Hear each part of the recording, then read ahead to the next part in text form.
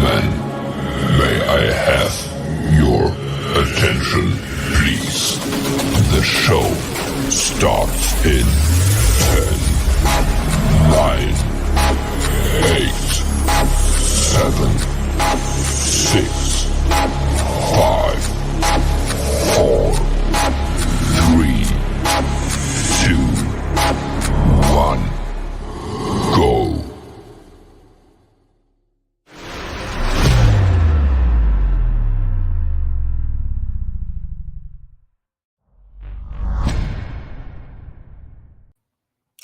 Hey guys, how you doing today? This is D. Durrell with D. Durrell, The Sectors TV. I am happy to be here once again to have a discussion with you today.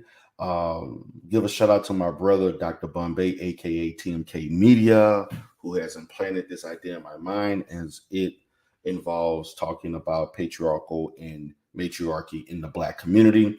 I thought that it would be appropriate to discuss patriarchal and matriarchal systems within the Black church, so I can kind of cover it in that particular realm. Now, for today, I want us to understand that, particularly in spaces that I've been, particularly the manosphere, other pro-Black sectors, the assessment of matriarchy and patriarchy has been a very popular topic as it relates to which particular system is most effective. In my assessment, I'm not necessarily interested in what is the most effective. I'm going to look at what's the evidence for and against, in whatever works for the Black community works for the Black community. Because in many situations, we tend to look at the effectiveness based on things that we are currently experiencing as of today. I would like to look at it from a gradual standpoint in our existence in this country. Because if you look at matriarchy and patriarchy in Africa, it is not necessarily congruent to patriarchy or matriarchy in Western civilization, albeit Europe and America per se. It's not the same. And then one will also say we're going to look at matriarchy or patriarchal rule in a perspective that is consistent with the Bible. And again, we must understand that patriarchal rule in the Bible is reflective of Israel in that day and time. Let me repeat. Patriarchal rule as in Israel, which from my position is an extension of Africa, although in Western civilization, they like to put Israel within the Middle East, which is basically a European construct. Also in itself, it is not necessarily reflective of Arabic people who live in that area, because they don't consider the Middle East, they consider it Western Asia. So this is not only relative to what we think, but it's also relative of how other people think of themselves. Now, when you look, if you would study African patriarchy, African patriarchy is not similar, and I'm going to repeat, it is not similar to European patriarchy. Case in point, I'm pretty sure you all heard of a tribe by the name of the Zulu tribe or the Amazulu in South Africa or in Southern Africa. The Zulu tribes was matriarchal. But yet, the Zulus had one of the most famous African kings and rulers ever, Shaka Zulu, one of the most masculine, hyper masculine. They still had a king. But in Zulu society, the women were led in high esteem. And they made a lot of decisions as it involved the culture, as it involved rulership, and the functioning of the society. I'm going to give another one because since we have so many Black women who, quote unquote, want to be feminists,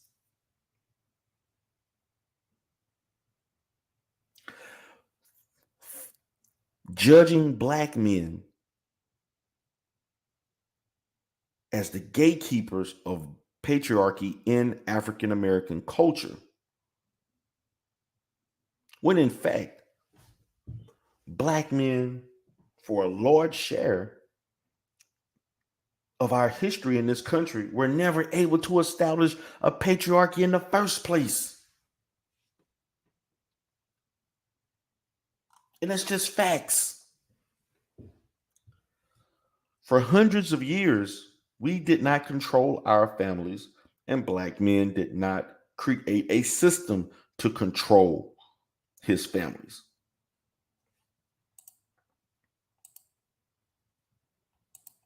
We were not able to control our families until once we were free after 1865. And even in that, it was heavily influenced by American culture, white Anglo-Saxon value systems, and what you were taught based on your existence from one generation to another. We also, as an African American community, based patriarchy on the Bible.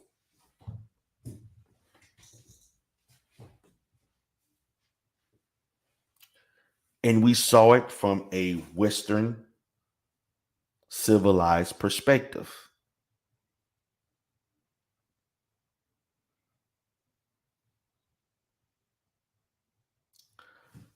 Patriarchy in itself in America has never been a strong suit in African American culture, period.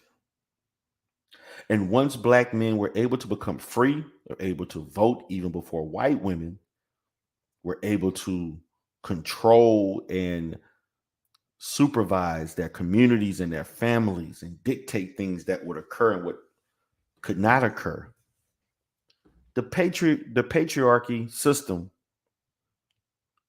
in itself did reflect some of what white men would do because we're functioning in a society that is ruled by white men. If Black men had the power, political, economical power, then that would look different.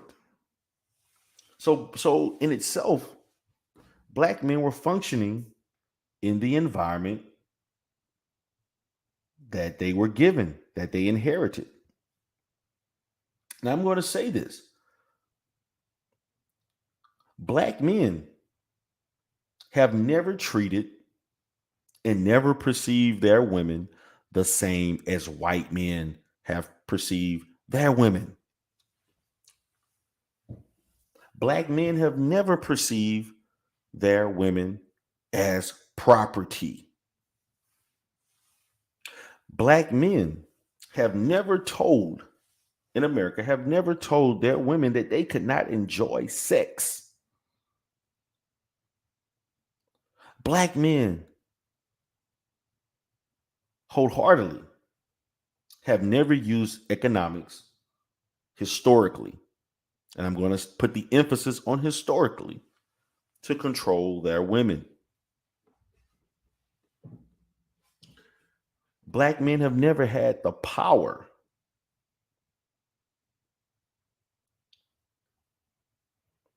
to dictate the reality that they live in as white men.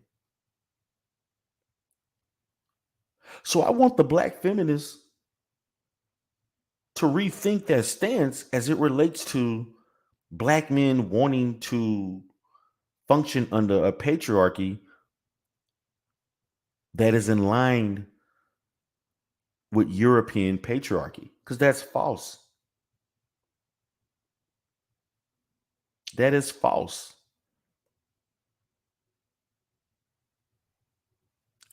What black men have done through the midst of survival and functioning, tried their best to hold their families together, and as men control their families and not allow their children to run amok.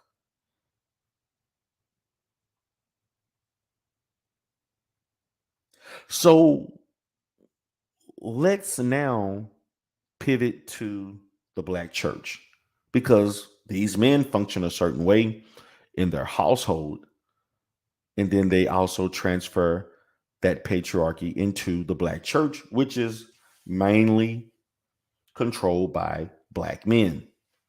And the pastor, who is 99% usually a black man, is the leader. And in the black church, we fundamentally use Judeo-Christian values to control the church as well as our families. However,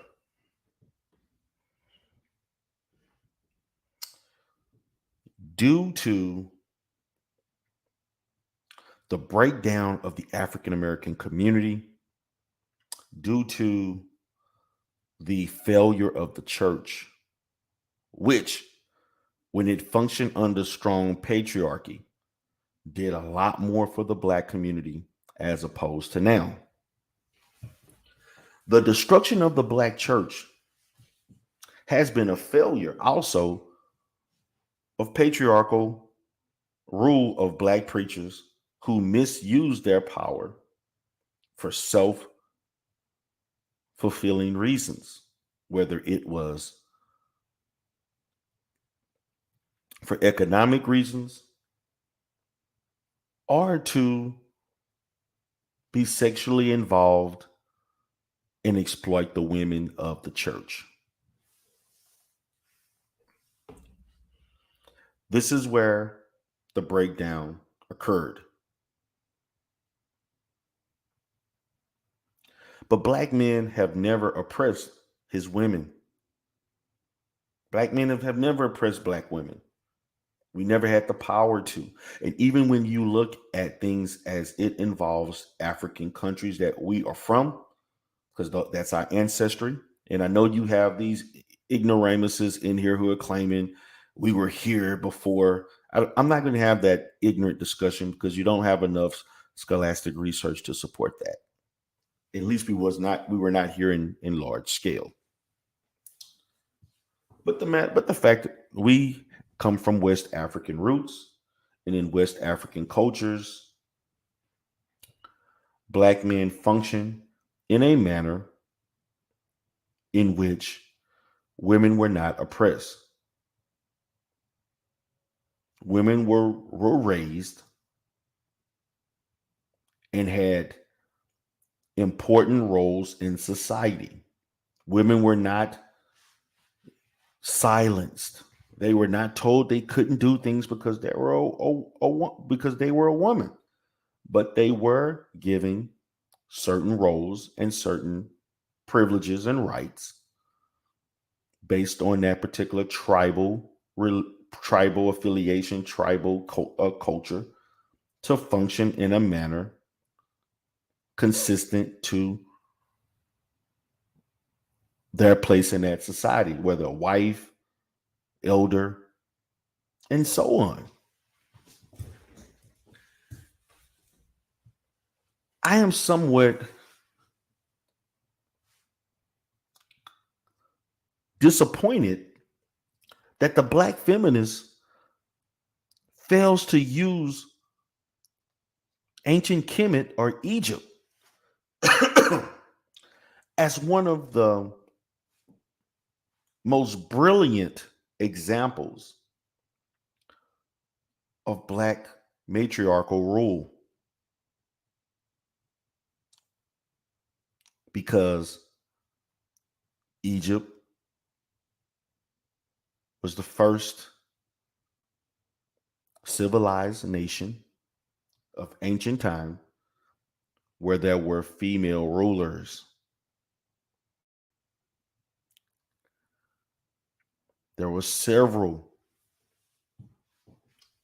rulers. If you look at other African cultures in the Nile Valley civilizations, they also had queens who ruled. Forget the Queen of Bathsheba. Africa has always had a history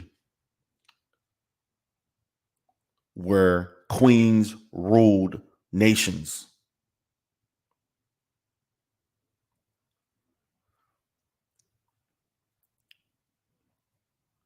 That is fact. Queens ruled Egypt. Queens have ruled Ethiopia.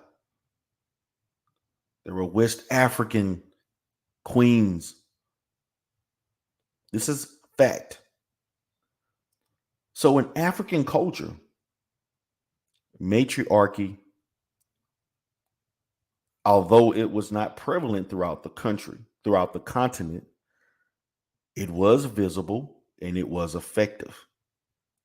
Now, my stance, when you look at the church itself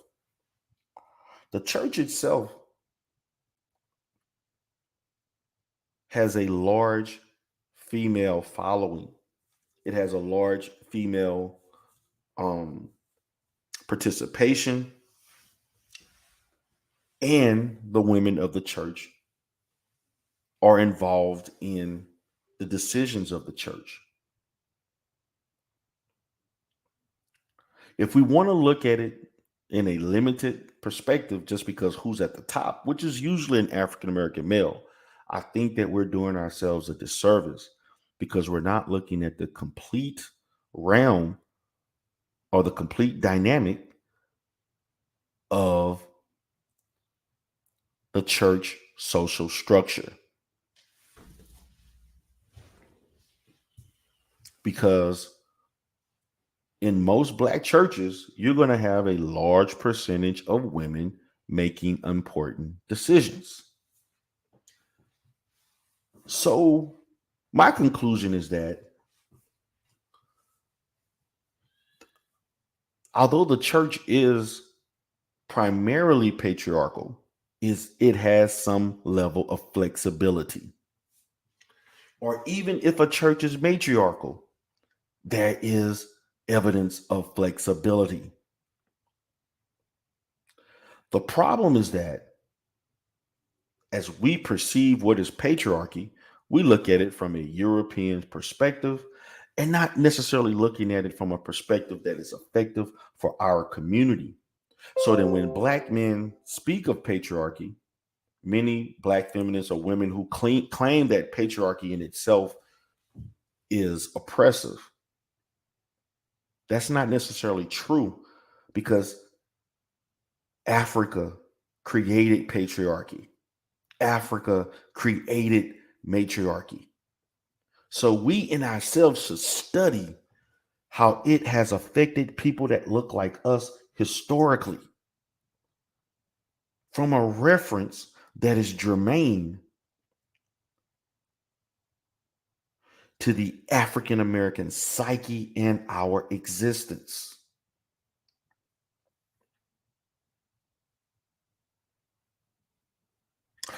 I'm going to give another example of how it is flexible.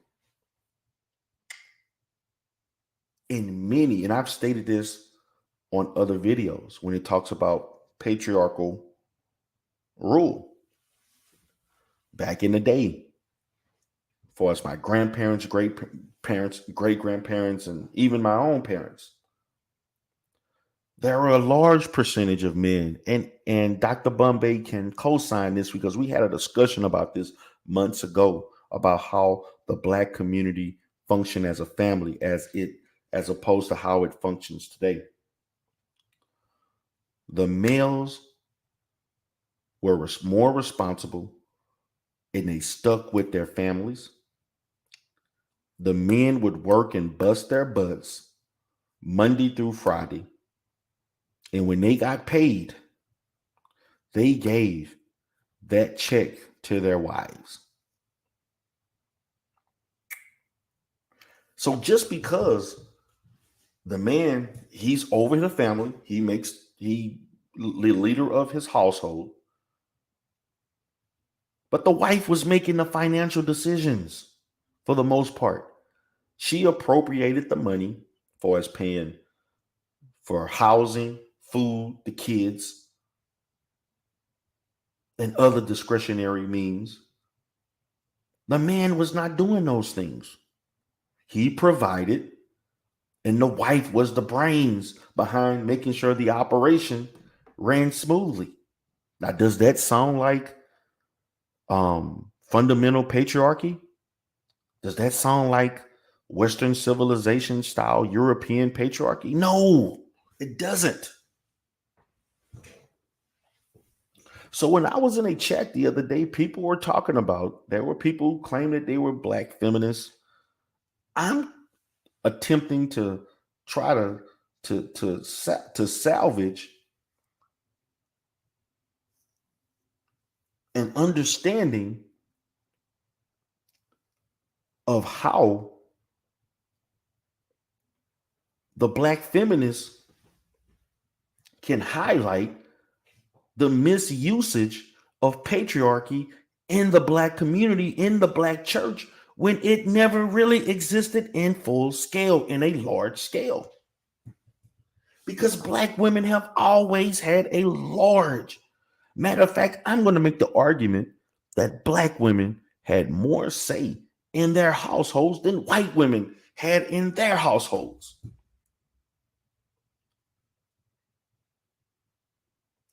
And any issues in regards to the rights of black women was not due to the rulership of black men. It was because of the governmental interaction and laws of white men. This is so evident and clear. It is so lucid that I cannot grasp how the black feminist refuses to understand that. Black men, even in the strictest of patriarchy, have always worked in line with their wives and respected the opinions of their wives and functioning their households more than any other man in this country.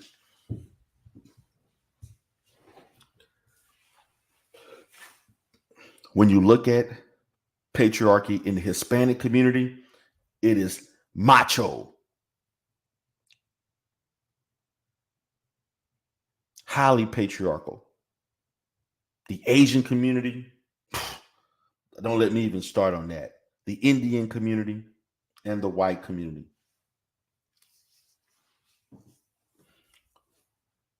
I'm trying to figure out where is the overall evidence to prove otherwise, because I have never witnessed it.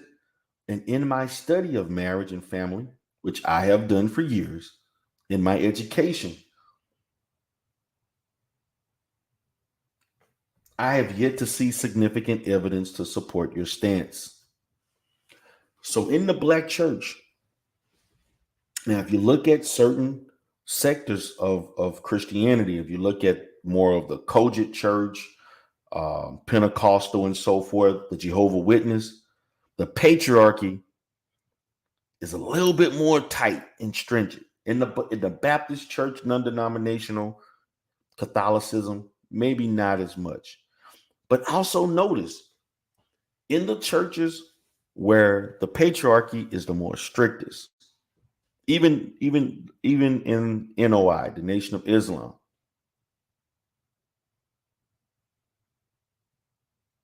in most of those churches in those particular sects, there's a level of cultish like activities, a cult like environment.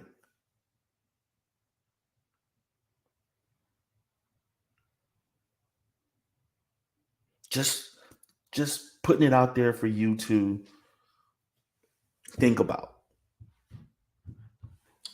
So, for those who are listening, feminists, black feminists, those who believe in patriarchy, red pill, whatever, please give me examples. If you are in the comment section, please subscribe and share if you are new to the channel. Because the black church itself, although from the optics of just viewing things, just because the pastor is there, you assume that it's patriarchal, but as you look at the fundamental operation, it's matriarchal. The black community in itself, although it's headed by mostly females, the statistics show that 70% of black homes are headed by females. But what it doesn't say is that many of those homes that are headed by black females, there is a man in probably 35% of those homes that is actually paying the bills, keeping them safe, functioning like a husband, but they're not married. So that number in itself doesn't paint a clear picture of the black community. And that number is highly I'm going to say it does not necessarily measure the true percentage.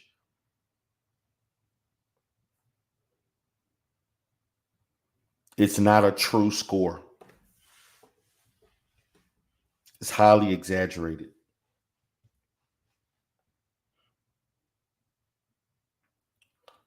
My position is that men should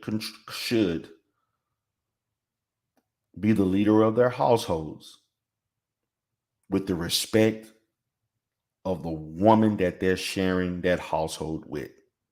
And that means that that woman should have the right to have an opinion, should have the right to make decisions, and in some cases without you, should have the right to function in leadership. It should have some level of flexibility.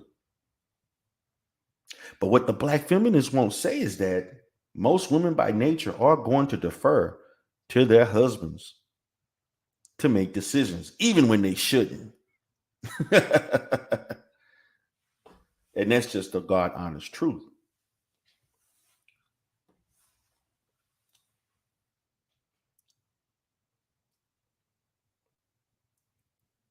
So I just wanted to give my position on this. Please tell me what you think about what I've stated, as I pretty much lectured on this from my perspective and my analysis of it, because it is not necessarily organically patriarchal in our community, in the church. There's a level of flexibility. There's a level of both that can be implemented in any household. Marriage should not be oppressive.